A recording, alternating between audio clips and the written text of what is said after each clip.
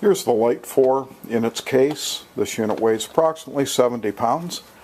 Let's take a look at it in a little greater detail. As you can see, the saw is packed in a nice sturdy case. It's got a single handle on the top, and then it also has hand grips on each side.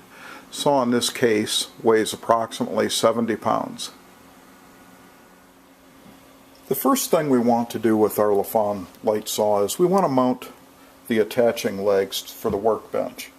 I'm going to take the head and rotate it out of position, and you'll see why in just a minute.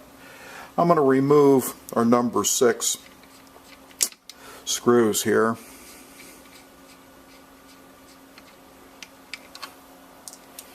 I'll take our bracket. You can see how it's machined. It only really fits in one way, in gauges. Go ahead and snug these up.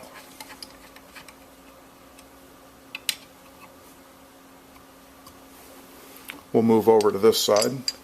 Excuse my reach.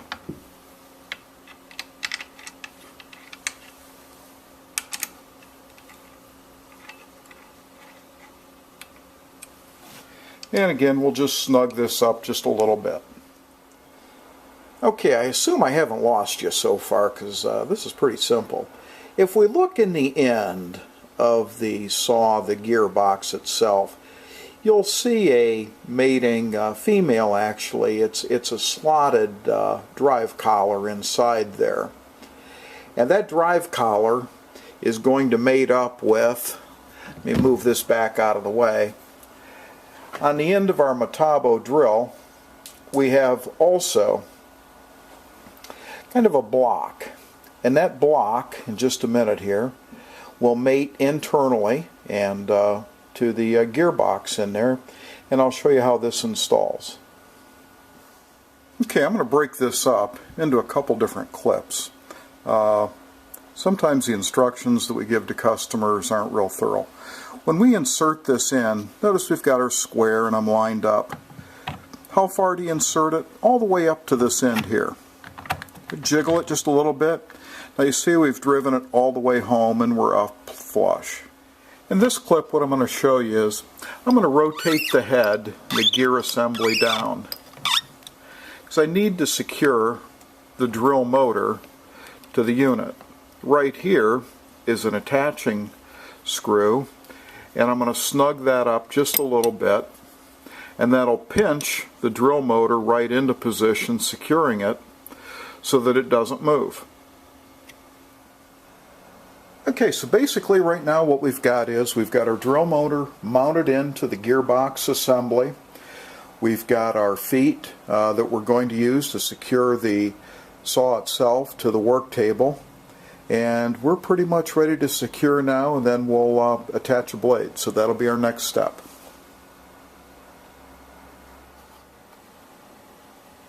Okay, while you were away answering that phone call, I went ahead and mounted the saw up on the end of the table here. As you can see, the legs come down, gripping on the underside, and I'll take my T-handle here, run it up, and secure it to our table. Just nice and snug. Same thing on the other side. Just make sure it's nice and snug also. Gives you a good platform to work with. It's time to install the blade.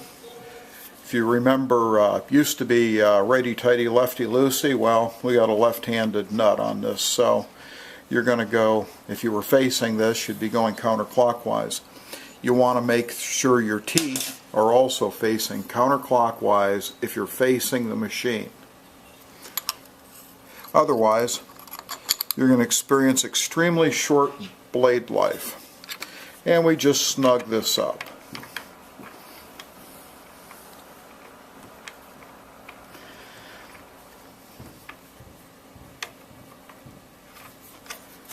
There we go. And we'll take our spanner wrench and snug this up just a little bit.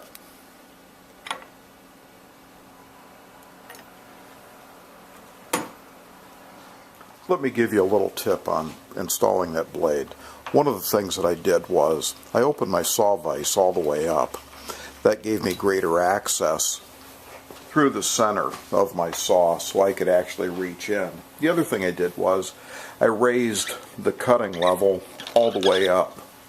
That way I was clearing this section in here also. Because we're going to be mounting a piece of tubing in here shortly, you always want to take the saw blade and rotate it down as far as it'll go so you have clearance through here. Same way with your saw vise. Open your vise all the way up. Let's demonstrate to you what the quick turning handle actually does here for you. It's pretty basic. If I'm going to switch from the 4-inch tubing, I'll pop my handle out here, loosen up the jaws, withdraw the tubing.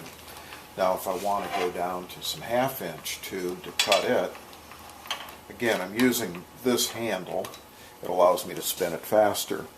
One of the things that I'm going to do though is I'm going to pull this, slide it in.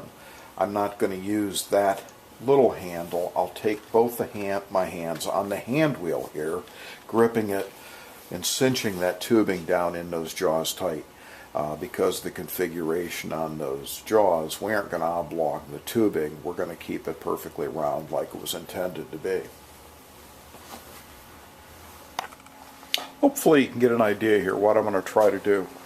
I'm going to try to show you how what we want is we want the blade to engage into the tubing and break through by about the thickness of the tube. This happens to be a piece of 2-inch tubing with a 65 thousandths wall on it. So as I rotate the saw up, you'll notice that the blade actually cams into the piece of tubing. Now it's breaking through a little taller than I would like it to. So again, this is by feel and experience. About the thickness of the wall, I adjusted it down, and so now I can bring the saw down, let it cam away, and now I can index the tube out to the length of tubing that I want to cut.